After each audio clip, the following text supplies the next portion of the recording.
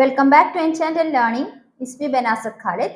കഴിഞ്ഞ ക്ലാസ്സിൽ നമ്മൾ അന്നപഥത്തിലൂടെ എന്ന് പറയുന്ന 7ാം ക്ലാസ്സിലെ പാഠഭാഗത്തിൽ വരുന്ന പോർഷൻസ് ആണ് നോക്കിക്കൊണ്ടിരുന്നത്. ഇനി അന്ന് അതിന്റെ ബാക്കി പോർഷൻസും ആ ചാപ്റ്ററിൽ നിന്നും ഏതൊക്കെ രീതിയിലാണ് PSC ക്വസ്റ്റ്യൻ ചോദിച്ചതെന്നും ഉള്ള കാര്യങ്ങൾ നമുക്ക് ഇന്നത്തെ ക്ലാസ്സിൽ മനസ്സിലാക്കി പോവാം. അപ്പൊ ക്ലാസ്സിലേക്ക് കടക്കാം. അപ്പൊ കഴിഞ്ഞ ക്ലാസ്സിൽ നമ്മൾ എന്തൊക്കെയാണ് മനസ്സിലാക്കിയത്? ഇരപിടിയൻ സസ്യങ്ങളെ കുറിച്ച് മനസ്സിലാക്കി. അവ എത്തരത്തിലാണ് പ്രാണികളെ പിടിച്ച് എന്താണ് പ്രാണികളുടെ ശരീരത്തെ വിഘടിച്ച് അതിൽ നിന്ന് നൈട്രജൻ സ്വീകരിക്കുന്നതിനെ കുറിച്ച് നമ്മൾ മനസ്സിലാക്കിയതാണ് അല്ലെ. അപ്പൊ സസ്യങ്ങളിലെ വിവിധ രീതിയിലുള്ള പോഷണെ കുറിച്ച് നമ്മൾ മനസ്സിലാക്കി. ഇനി നമ്മൾ മനസ്സിലാക്കാൻ പോകുന്ന ആഹാരം മനുഷ്യനിൽ എത്തരത്തിലാണ് മനുഷ്യന് ആഹാരത്തിൽ നിന്ന് ലഭിക്കുന്ന ഊർജം എത്തരത്തിലാണ് മനുഷ്യന് ആഹാരത്തിൽ നിന്ന് ഊർജം ലഭിക്കുന്നത് എന്നാണ് നമ്മൾ മനസ്സിലാക്കാൻ പോകുന്നത്.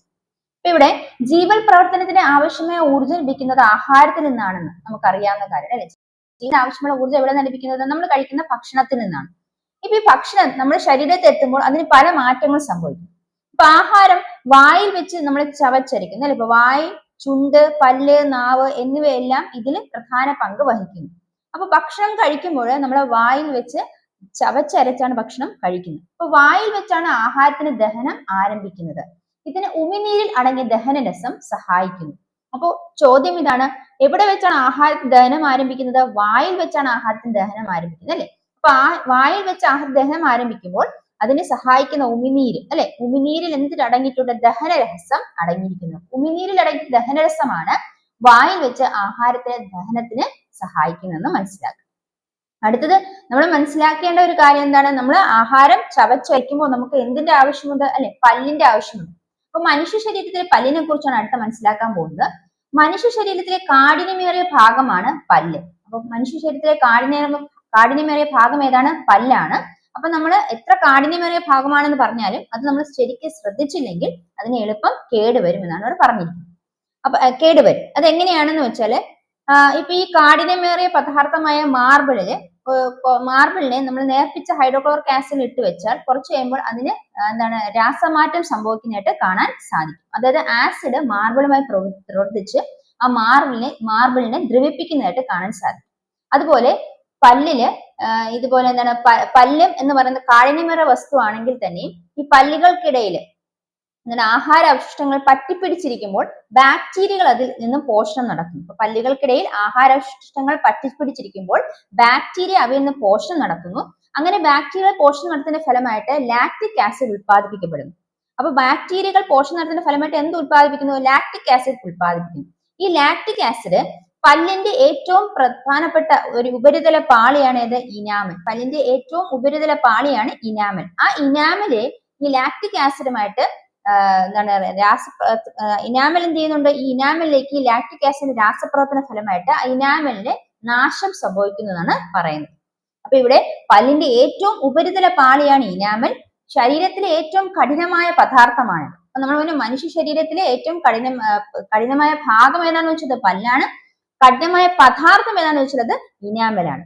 ഇനാമൽ അത്ര എളുപ്പത്തിൽ നശിപ്പിക്കാൻ സാധിക്കില്ല. എന്നാൽ ചില ആസിഡുകളുടെ സാന്നിധ്യം ഇനാമലിനെ നശിപ്പിക്കും എന്നാണ് പറയുന്നത്. അതായത് പല്ലുകൾക്കിടയിൽ ആഹാരാവശിഷ്ടങ്ങൾ പറ്റിപ്പിടിച്ചിരിക്കുമ്പോൾ ബാക്ടീരിയ അതിൽ പോഷണം നടത്തുന്നു. ഇങ്ങനെ ബാക്ടീരിയ പോഷണം നടത്തുമ്പോൾ അതിന്റെ ഫലമായിട്ട് ലാക്റ്റിക് ആസിഡ് ഉത്പാദിപ്പിക്കുന്നു. അപ്പോൾ ആസിഡ് ഈ പറയുന്ന ഇനാമലുമായിട്ട് രാസപ്രവർത്തനം ഏർപ്പെടുന്നതിന്റെ ഫലമായിട്ട് ഇനാമലിന് നാശം സംഭവിക്കും. മധുരമുള്ള ആഹാര വസ്തുക്കളാണ് നമ്മൾ കഴിക്കുന്നതെങ്കിൽ ബാക്ടീരിയൽ പ്രവർത്തനം ത്വരിതപ്പെടുത്തുന്നു എന്നുകൂടെ മനസ്സിലാക്കുക. ബാക്ടീരിയ പ്രവർത്തനം ത്വരിതപ്പെടുത്തുന്ന എപ്പോഴാണ്? മധുരമുള്ള ആഹാര വസ്തുക്കൾ നമ്മൾ കൂടുതൽ കഴിക്കുന്നെങ്കിൽ ബാക്ടീരിയ പ്രവർത്തനം ത്വരിതപ്പെടുന്നു. അപ്പൊ കൂടുതൽ ലാക്റ്റിക് ആസിഡ് ഉത്പാദിപ്പിക്കപ്പെടുന്നു. അതിന്റെ ഭാഗമായിട്ട് പല്ലിന്റെ ഇനാമലിന് നാശം സംഭവിക്കും.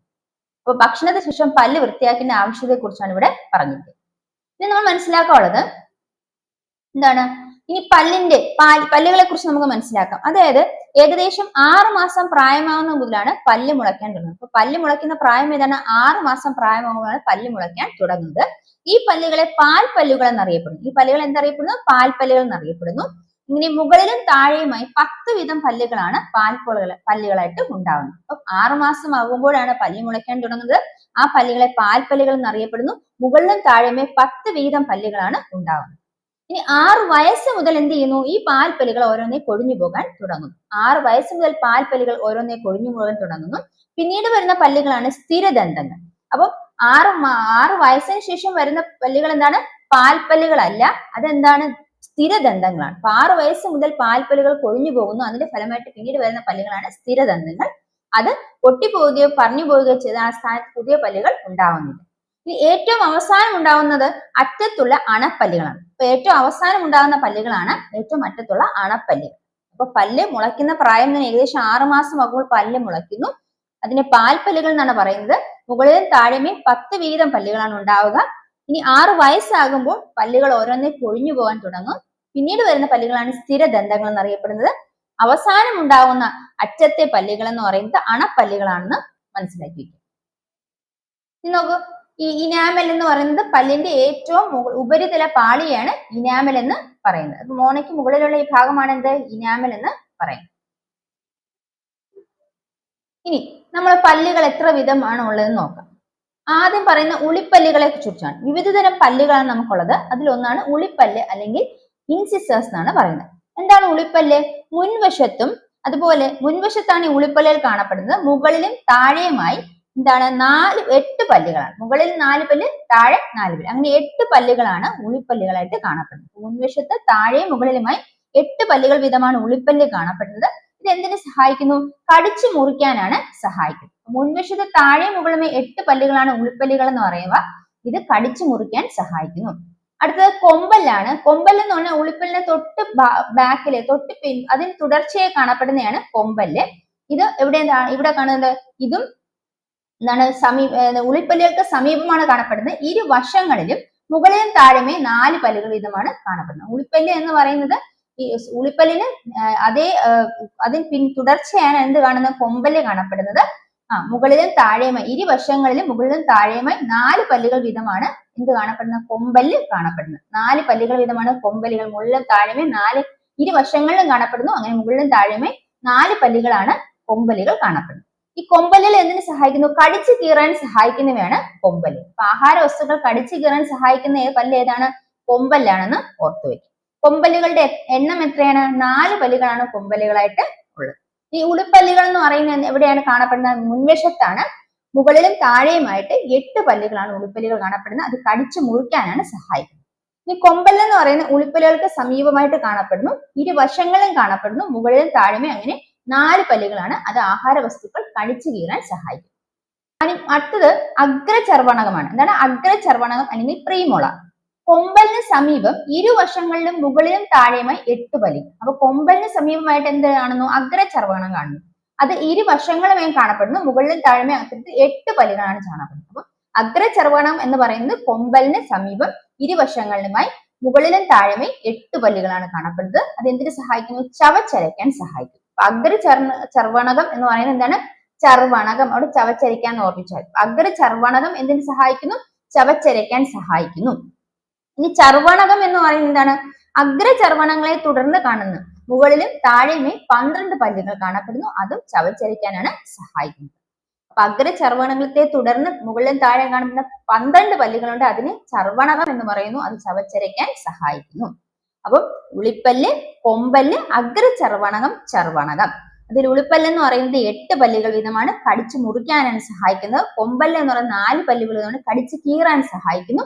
ഈ അഗ്രചർവണകം എന്ന് പറയുന്നത് 8 പല്ലുകളാണ്, ചവച്ചരയ്ക്കാൻ സഹായിക്കുന്നു. ഇനി ചർവണകം എന്ന് പറയുന്നത് 12 പല്ലുകളാണ്. അതും ചവച്ചരയ്ക്കാനാണ് സഹായിക്കുന്നത്. ഇനി അഗ്രചർവണകവും ചർവണകവും എന്ന് പറയുന്ന പല്ലുകൾ അണപ്പല്ലുകൾ എന്നാണ് ഇവയെ പറയുന്നത്. അഗ്രചർവണകവും ചർവണകവും എന്താണ്? അണപ്പല്ലുകൾ എന്നാണ് പറയുന്നത്. ഇനി പ്രായപൂർത്തിയായ ഒരാളിൽ എത്ര പല്ലുകളാണ് കാണപ്പെടുന്നത്? 32 പല്ലുകളാണ് പ്രായപൂർത്തിയായ ഒരാളിൽ കാണപ്പെടുന്നത്.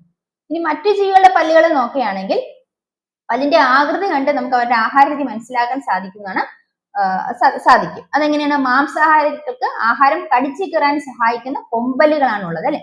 എന്നാൽ സസ്യാഹാരികൾക്കോ കടിച്ച് മുറിക്കാനും ചവച്ചരയ്ക്കാനും സഹായമായ പല്ലുകളാണ് സസ്യാഹാരികൾക്ക് കാണപ്പെടുന്നത്. ഇനി നമുക്ക് ആഹാരം നമ്മളിപ്പോ ചവച്ചു. ഇനി ആ ചവച്ചരച്ച ആഹാരം എന്ത് ചെയ്യണം? നമ്മുടെ ശരീരത്തേക്ക് അത് വലിച്ചെടുക്കണം, അല്ലെ? ആഹാരത്തിന്റെ പോഷകാംശങ്ങൾ വലിച്ചെടുക്കണം. അതിന് വായിൽ നിന്നുള്ള ആഹാരം എവിടെ കൂടെയാണ് ആമാശയത്തിൽ എത്തുന്നത്?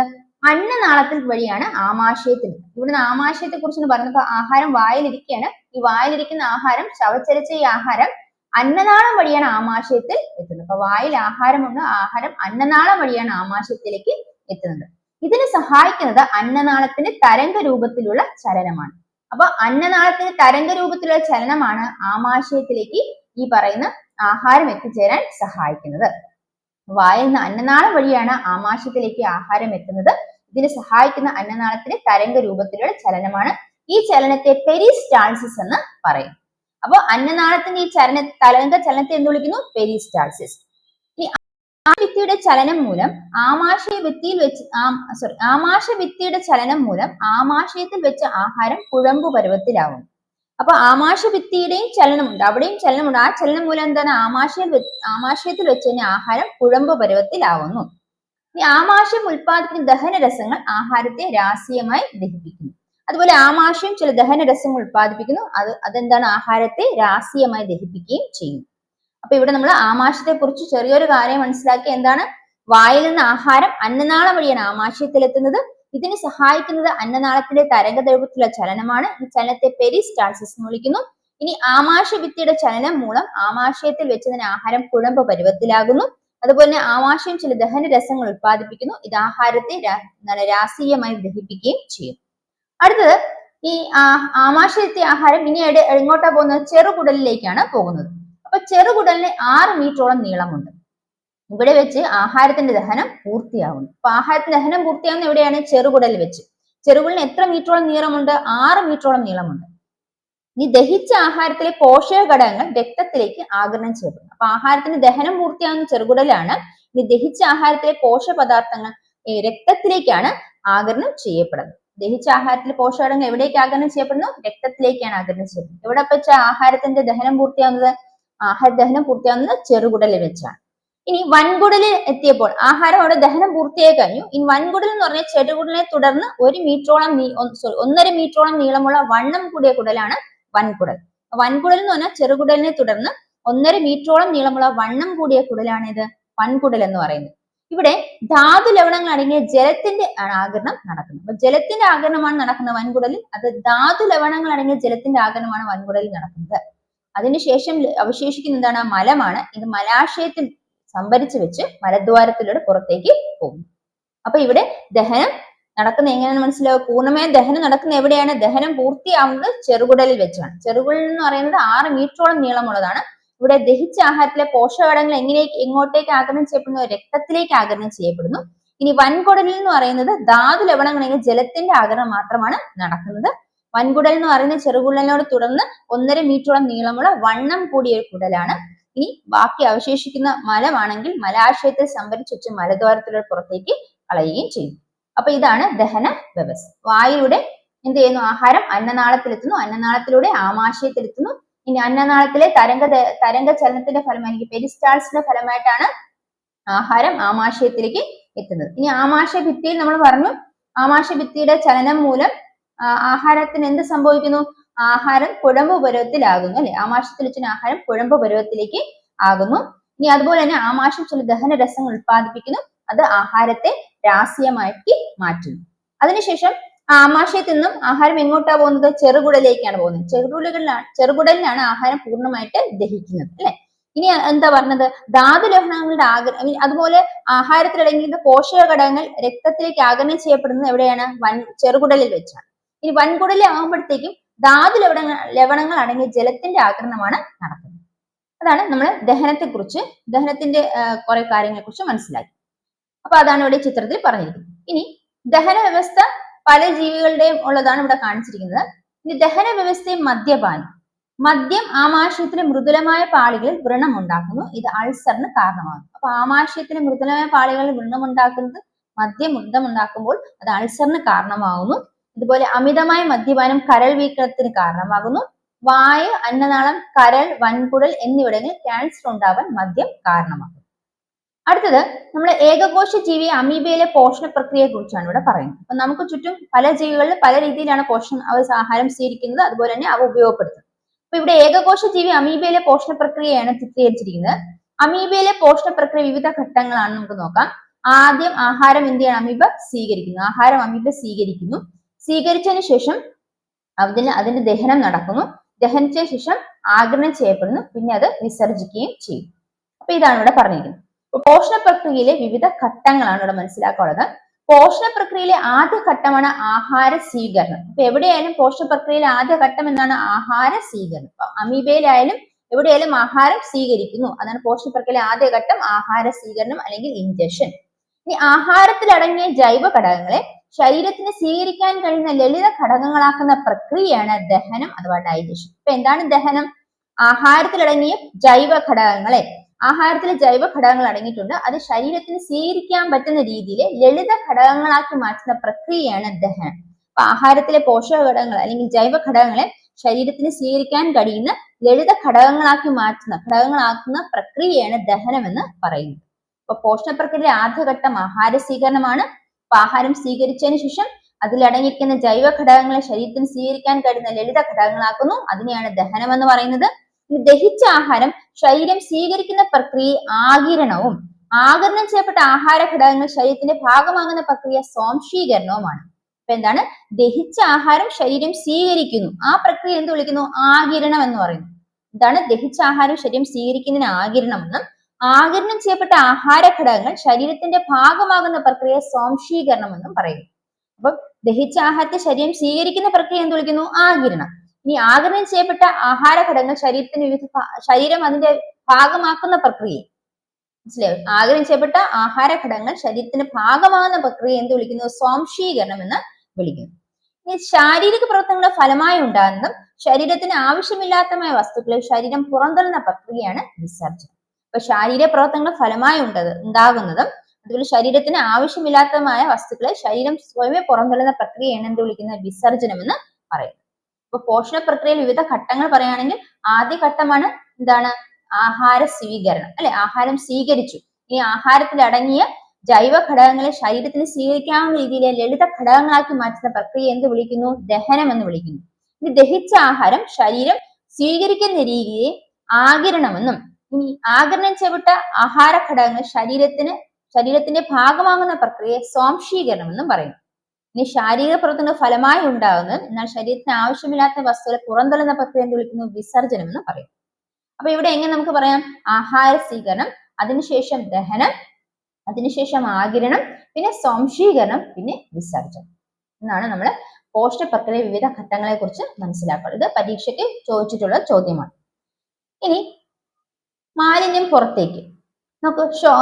ഇത് രക്തത്തിനുള്ളിലേക്ക് എന്ത് ചെയ്യുന്നുണ്ട്? പോഷക ഘടകങ്ങൾ ആഗിരണം ചെയ്യപ്പെടുന്ന രക്തത്തിലേക്കാണ്, അല്ലെ? കോശങ്ങളിൽ നിന്നും കാർബൺ ഡൈ ഓക്സൈഡ് ആഗിരണം ചെയ്യപ്പെടുന്ന രക്തത്തിലേക്കാണ്. അതുപോലെ ചെറുകുടലിൽ നിന്ന് പോഷക ഘടകങ്ങൾ രക്തത്തിലേക്ക് ആഗിരണം ചെയ്യപ്പെടുന്നു. ഇനി കരളിന് യൂറിയയും എങ്ങോട്ടാണ് പോകുന്നത്? രക്തത്തിലേക്കാണ് പോകുന്നത്. ഇനി ശ്വാസകോശത്തിൽ നിന്ന് ഓക്സിജൻ രക്തത്തിലേക്കാണ് എത്തിച്ചേരുന്നത്. ഇനി ഏതെല്ലാം ഘടകങ്ങളാണ് രക്തത്തിൽ എത്തുന്നതെന്നാണ് നമ്മളിപ്പോൾ മനസ്സിലാക്കിയത്. അപ്പൊ രക്തത്തിലേക്ക് എത്തുന്നത് എന്തൊക്കെയാണ്? കോശങ്ങളിൽ നിന്ന് കാർബൺ ഡൈ ഓക്സൈഡ്, ചെറുകുടലിൽ നിന്ന് പോഷക ഘടകങ്ങൾ, ശ്വാസകോശത്തിൽ നിന്ന് ഓക്സിജൻ, കരളിൽ നിന്നുള്ള യൂറിൻ.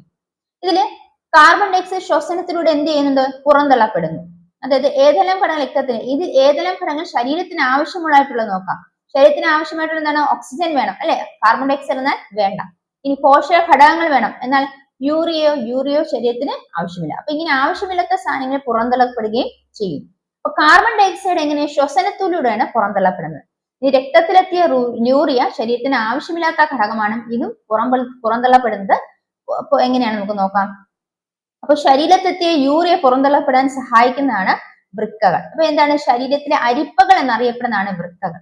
അപ്പൊ വൃക്കയിലേക്ക് വരുന്ന രക്തക്കുഴലുകൾ എന്ന് പറഞ്ഞാൽ അപ്പൊ വൃക്കയിലേക്ക് രക്തക്കുഴലുകൾ എത്തിച്ചേരുന്നു, അല്ലെ? ഇത് വൃക്കയിലേക്ക് വരുന്ന രക്തക്കുഴലാണ്, ഇത് വൃക്കയിൽ നിന്ന് പോകുന്ന രക്തക്കുഴലാണ്. അപ്പൊ വൃക്കയിലേക്ക് വരുന്ന രക്തക്കുഴലുകൾ നമ്മൾ നോക്കാം. വൃക്കയിലേക്ക് വരുന്ന രക്തക്കുഴൽ എന്ന് പറയുന്നത് രക്തം കൂടിയ അളവിൽ, വൃക്കയിലേക്ക് വരുന്ന രക്തക്കുഴൽ രക്തവും കൂടിയ അളവിൽ യൂറിയ, ജലം, മറ്റു ഘടകങ്ങൾ എന്നിവയും കാണപ്പെടുന്നു. അപ്പൊ വൃക്കയിലേക്ക് എത്തുന്ന രക്തക്കുഴലിൽ എന്ത് കാണപ്പെടുന്നു? കൂടിയ അളവിൽ യൂറിയ കാണപ്പെടുന്നു, ജലം കാണപ്പെടുന്നു, മറ്റു ഘടകങ്ങളെല്ലാം കാണപ്പെടുന്നു. എന്നാൽ വൃക്കയിൽ നിന്ന് പോകുന്ന രക്തക്കുഴലിൽ രക്തവും കുറഞ്ഞ അളവിൽ യൂറിയയും ജലവും മറ്റു ഘടകങ്ങളും കാണപ്പെടുന്നു. കുറഞ്ഞ അളവിൽ ജലം, യൂറിയ, മറ്റു ഘടകങ്ങൾ എന്നിവയാണ് വൃക്കയിൽ നിന്ന്. അപ്പൊ നമുക്ക് വൃക്കയെ കുറിച്ച് മനസ്സിലാക്കാം. ഇവിടെ നമ്മൾ വൃക്കയുടെ ധർമ്മം എന്താണെന്ന് മനസ്സിലാക്കാം. ആദ്യം വേനൽക്കാലത്ത് ത്വക്കിലൂടെ കൂടുതൽ ജലാംശം പുറത്തു പോകുന്നു. അപ്പോൾ മൂത്രത്തിൽ ജലാംശത്തിന്റെ അളവ് കുറവും ലവണാംശം കൂടുതലുമായിരിക്കും. അപ്പോൾ മൂത്രത്തിന് അല്പം കൂടുതൽ മഞ്ഞ നിറവും ഉണ്ടാവും.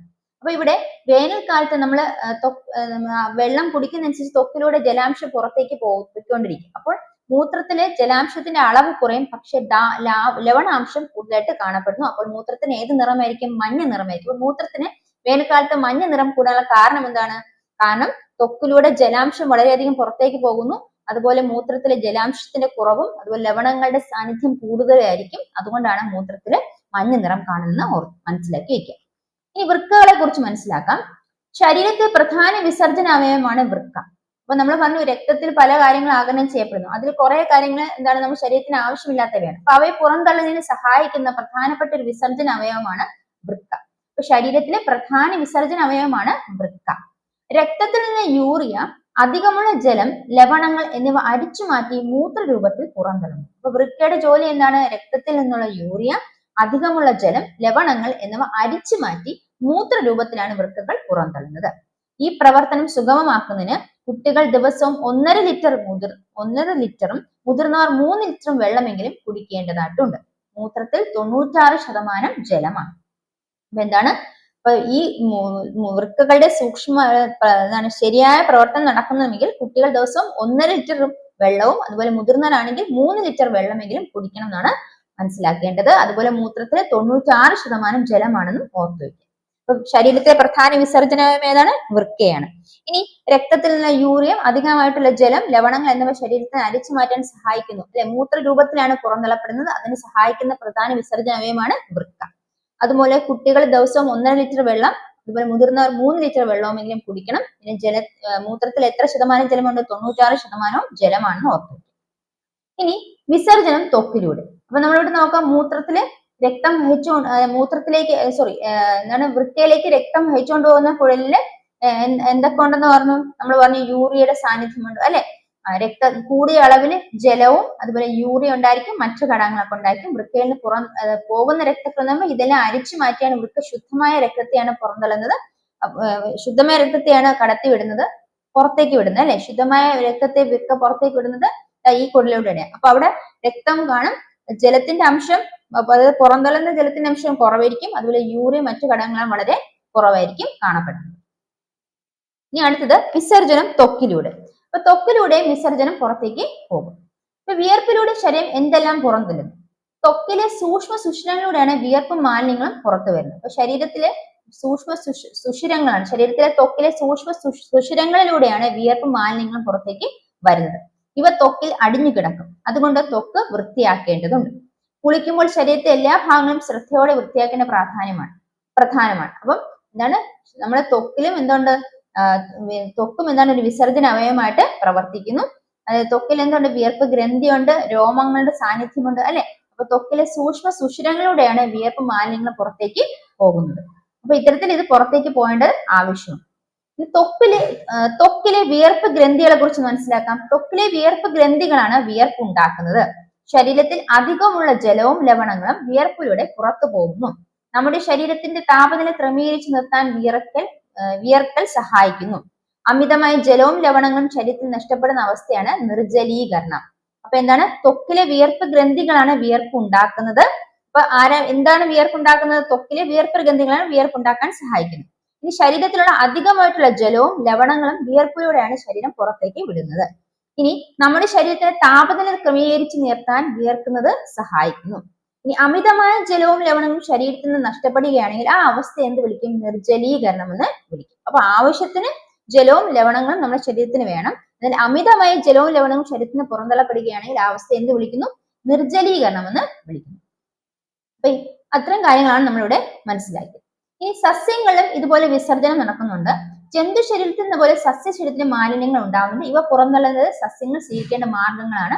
ഇനി മാലിന്യങ്ങൾ തൊലിയിൽ സംഭരിച്ചു വെക്കുന്നു, പിന്നീട് അവ അടർന്നു പോവുകയും ചെയ്യുന്നു. കാണ്ഡത്തിൽ നിന്ന് പൊട്ടിയൊഴുകുന്ന കറകളിലൂടെ മാലിന്യം പുറന്തള്ളപ്പെടുന്നു. അപ്പൊ പല രീതിയിൽ സസ്യങ്ങൾ അവിടെ മാലിന്യം പുറത്തേക്ക് തള്ളുന്നത്, ഒന്ന് തൊലിയിൽ സംഭരിച്ചു വെച്ച് പിന്നീട് അടർന്നു പോകുന്നു. മറ്റൊരു വിധത്തിൽ പറയുകയാണെങ്കിൽ കാണ്ഡത്തിൽ നിന്ന് പൊട്ടിയൊഴുകുന്ന കറകളിലൂടെ മാലിന്യം സസ്യങ്ങൾ പുറത്തേക്ക് തള്ളുന്നു. ഈ ശരീരത്തിൽ എത്തുന്ന ആഹാരം എങ്ങനെ ഉപയോഗപ്പെടുത്തുന്നു എന്ന് പുറന്തള്ളപ്പെടുന്നതാണ് നാം ഇവിടെ ചർച്ച ചെയ്തത്. അപ്പൊ ദഹന വ്യവസ്ഥയിലെ അവയവങ്ങളായ വൃക്കയും ത്വക്കും തുടങ്ങിയ വിസർജന അവയവങ്ങളുടെ സുഗമമായ പ്രവർത്തനങ്ങൾ, ആഹാരം, ശീലങ്ങൾ, പ്രവർത്തനങ്ങൾക്ക് ശരിയായ ആഹാരശീലങ്ങൾ പാലിക്കേണ്ടത്. അപ്പൊ നമ്മൾ ആഹാരം കഴിക്കാൻ മാത്രമല്ല നമ്മുടെ ദഹന വ്യവസ്ഥയ്ക്ക് സഹായിക്കുന്ന അവയവങ്ങളായ വൃക്കയും ത്വക്കിനെയും മുതലെ വിസർജന അവയവങ്ങൾ സുഗമമായ പ്രവർത്തനം നടക്കണമെങ്കിൽ നമ്മൾ നല്ല ആഹാരശീലങ്ങൾ പാലിക്കേണ്ടതായിട്ട് ഉണ്ട്. അത്തരം കാര്യങ്ങളാണ് ഈ പാഠഭാഗത്തിൽ പറഞ്ഞിരിക്കുന്നത്. അപ്പൊ ഇവിടെ കഴിഞ്ഞ മുമ്പുള്ള പരീക്ഷകളിൽ ചോദിച്ചിട്ടുള്ള ക്വസ്റ്റ്യൻ ആണ്, മനുഷ്യന് എത്ര തരം പല്ലുകളാണ് ഉള്ളത്? ഇപ്പൊ നമുക്ക് മനസ്സിലായല്ലോ മനുഷ്യന് എത്ര തരം പല്ലുകളാണ്? മനുഷ്യന് പ്രധാനമായും 4 തരം പല്ലുകളാണ് ഉള്ളത്. ഏതാണ്? ഉളിപ്പല്ല്, കൊമ്പല്ല്, അഗ്രചർവണകം, പിന്നെ ചർവണകം. അങ്ങനെ 4 തരം പല്ലുകളാണ് മനുഷ്യന് ഉള്ളത്. അടുത്തത് മനുഷ്യ രൂപം കൊള്ളുന്ന സ്ഥിരദന്തങ്ങളുടെ എണ്ണം എത്രയാണ്? അപ്പൊ മനുഷ്യ രൂപങ്ങളുടെ സ്ഥിരദന്തങ്ങളുടെ എണ്ണം എത്രയാണ്? 32 സ്ഥിരദന്തങ്ങളാണ് മനുഷ്യന് ഉള്ളത്. ഇത് പല പ്രിലിംസിലും മറ്റുള്ള LGS ലെവൽ ക്വസ്റ്റ്യൻ ചോദ്യപേപ്പർ എല്ലാം ചോദിച്ചുള്ള ക്വസ്റ്റ്യൻ ആണ്. അടുത്ത പ്രായപൂർത്തിയായ ഒരു സാധാരണ മനുഷ്യന്റെ വായിൽ ആകെയുള്ള ഉളിപ്പല്ലുകളുടെ എണ്ണം എത്ര? അപ്പൊ ഒരു സാധാരണ പ്രായപൂർത്തിയായ ഒരു മനുഷ്യന്റെ ഉളിപ്പല്ലുകളുടെ എണ്ണം എത്രയാണ്? 8 ഉളിപ്പല്ലുകളാണ് ഉള്ളത് അല്ലെ. മുൻവശത്തായിട്ട് മുകളിലും താഴെയുമായിട്ട് എത്ര ഉളിപ്പല്ലുകൾ? മൊത്തത്തിൽ 8 ഉളിപ്പല്ലുകളാണ് ഉള്ളത്. ഈ മാംസാഹാരികൾക്ക് ആഹാരം കടിച്ചു കയറാൻ സഹായിക്കുന്ന പല്ല് ഏതാണ്? മാംസാഹാരികൾക്ക് ആഹാരം കടിച്ചു കയറാൻ സഹായിക്കുന്ന പല്ല് ഏതാണ്? കൊമ്പല്ലാണ്. ഇനി താഴെ കൊടുത്തിരിക്കുന്നവയിൽ നിന്ന് മനുഷ്യ ശരീരത്തിലെ ഏറ്റവും കഠിനമായ പദാർത്ഥത്തിന്റെ പേര് എഴുതുക. Dentine, enamel, keratin, collagen. നമ്മളിപ്പോ പഠിച്ചാൽ നമുക്ക് മനസ്സിലാക്കാം മനുഷ്യരിലെ ഏറ്റവും കഠിനമായ പദാർത്ഥത്തിന്റെ പേരാണ് ഇനാമൽ എന്ന് നമ്മൾ പഠിച്ചു അല്ലെ. ഇനി മനുഷ്യരിലെ ഏറ്റവും കഠിനമായ പദാർത്ഥം ഏതാണെന്ന് വെച്ചാൽ എന്താണ്? ഇനാമൽ ആണ്. ഇനി പല്ലുകളെ കുറിച്ചുള്ള പഠനത്തെ കുറിച്ച് പറയുന്നത് എന്താണ്? ഒഡന്റോളജി. പല്ലുകളെ കുറിച്ചുള്ള പഠനം എന്താണ്? ഒഡന്റോളജി എന്ന് ഓർത്തു വയ്ക്കുക. ഇനി പല്ലുകൾ ഉറപ്പിച്ചിരിക്കുന്നത് എവിടെയാണ്? പല്ലുകൾ ഉറപ്പിച്ചിരിക്കുന്നത് ഹനുക്കളെ കുഴിയിലാണ് പല്ലുകൾ ഉറപ്പിച്ചിരിക്കുന്നത്. അതുപോലെ ജനിച്ചപ്പോൾ അതായത് 6 മാസം പ്രായമാകുമ്പോൾ പല്ല് മുളയ്ക്കാൻ തുടങ്ങി. അപ്പോൾ അത്തരത്തിൽ എത്ര പാൽപ്പല്ലുകളാണ് ഉള്ളത്? 20 പാൽപ്പല്ലുകളാണ് ഉള്ളത്. അതുപോലെ തന്നെ ഇനാമലിന്റെ ആരോഗ്യസ്ഥിതിക്ക് ആവശ്യമായ മൂലകം ഏതാണെന്ന് ചോദ്യം. അതിന്റെ ഉത്തരം എന്താണ്? ഫ്ലൂറിൻ ആണ്. ഇനാമലിന്റെ ആരോഗ്യസ്ഥിതിക്ക് ആവശ്യമായ മൂലകം ഫ്ലൂറിൻ ആണെന്ന് ഓർത്തു വയ്ക്കുക. അപ്പൊ നമ്മൾ ഇന്നത്തെ ക്ലാസ്സിൽ നമ്മൾ 7ാം ക്ലാസ്സിലെ അന്നപഥത്തിലൂടെ എന്ന പാഠഭാഗത്തിലെ ക്വസ്റ്റ്യൻസ് ആണ് നോക്കിയത്. അപ്പം ഇതുമായി ബന്ധപ്പെട്ട 9ാം ക്ലാസ്സിൽ ഈ പറഞ്ഞ പാഠത്തിന്റെ കണ്ടിന്യൂഷൻ ഉണ്ട്. അതിൽ എന്തൊക്കെയാണ് പറഞ്ഞിരിക്കുന്നതെങ്കിലും അതിൽ എന്തൊക്കെയാണ് പരീക്ഷയ്ക്ക് ചോദിച്ചിരിക്കുന്നതെന്നും മനസ്സിലാക്കാൻ നമുക്ക് അടുത്ത വീഡിയോയിലൂടെ. അപ്പം ഇന്നത്തെ ക്ലാസ് നിങ്ങൾക്ക് യൂസ്ഫുൾ ആയെങ്കിൽ തീർച്ചയായും എന്റെ ചാനൽ സബ്സ്ക്രൈബ് ചെയ്യണം. അപ്പൊ അടുത്ത ക്ലാസ്സിൽ കാണാം. Bye from me. Thank you.